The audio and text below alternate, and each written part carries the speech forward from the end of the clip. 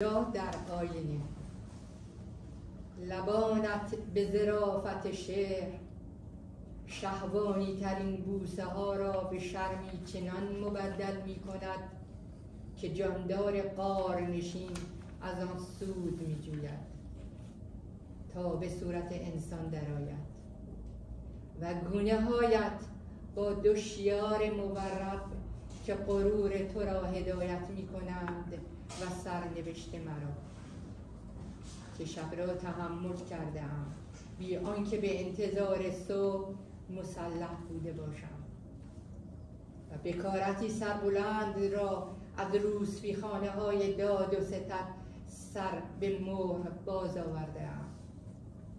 هرگز کسی این گونه فجیع به کشتن خود بر نخواست که من به زندگی نشستم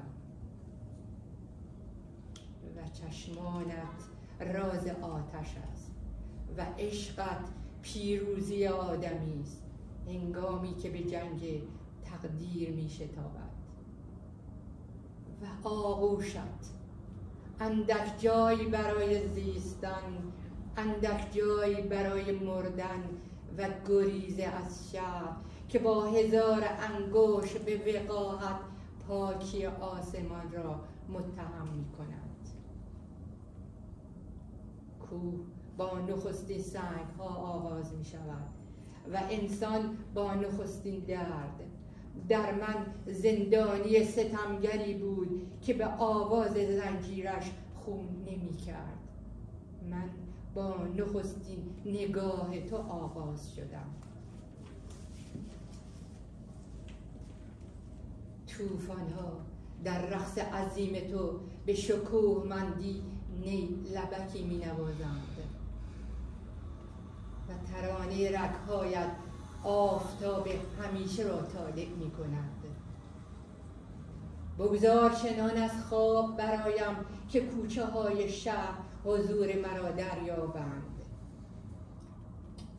دستانت آشتیست و دوستانی که یاری می دهند تا دشمنی از یاد برده شود. پیشانیت آینه بلند است، تابناک و بلند که خواهران هفتگانه در آن می نگرند تا به زیبایی خویش دست یابند. دو پرنده بی‌طاقت در سینه‌ات آواز می خوانند. تابستان از کدامین راه فرا خواهد رسید تا آتش آبها را گواراتر کند؟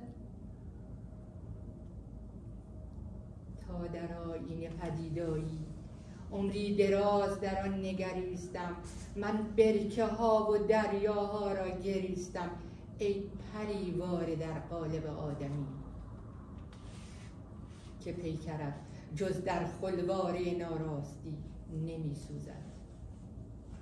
حضورت بهشتی است که گریز از جهنم را توجیه می کند، دریایی که مرا در خود غرق می کند تا از همه گناهان و دروغ شسته شوم. سپیده دم با دستهایت بیدار می شود. Aïda dans le miroir. Tes lèvres, aussi exquises que la poésie, transforment les baisers les plus voluptueux en une telle pudeur que la bête de la caverne en profite pour devenir humain. Et tes joues, avec deux rides obliques, marquent ta fierté et mon destin.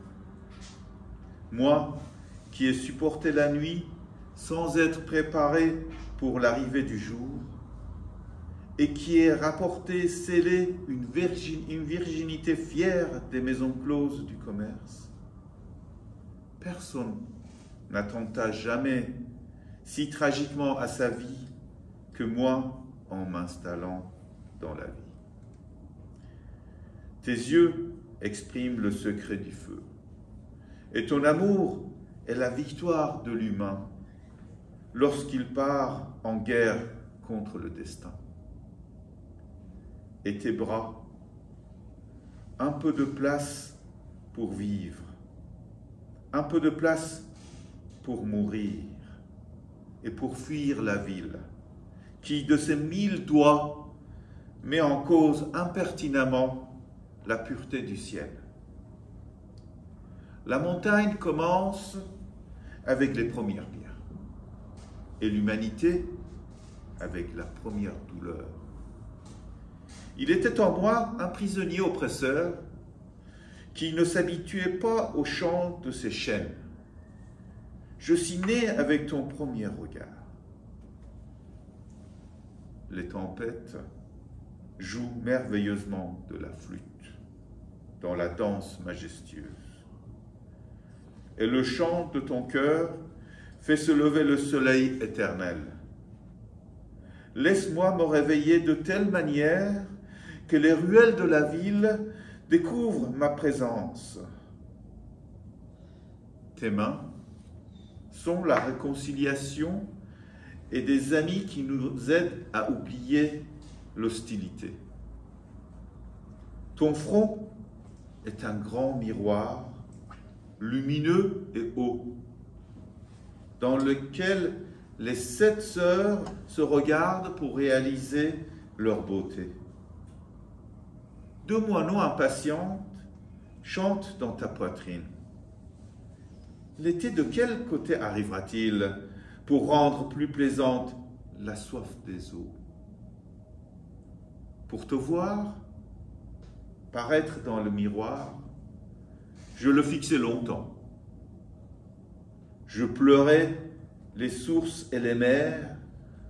Ô fée, sous forme de femme, ô toi dont le corps ne brûle que dans le boucher de l'insincérité, ta présence est un paradis qui justifie l'évasion de l'enfer. Une mer qui me noie pour me purifier de tous les péchés et tous les mensonges. Et l'aube se réveille par la caresse de tes mains.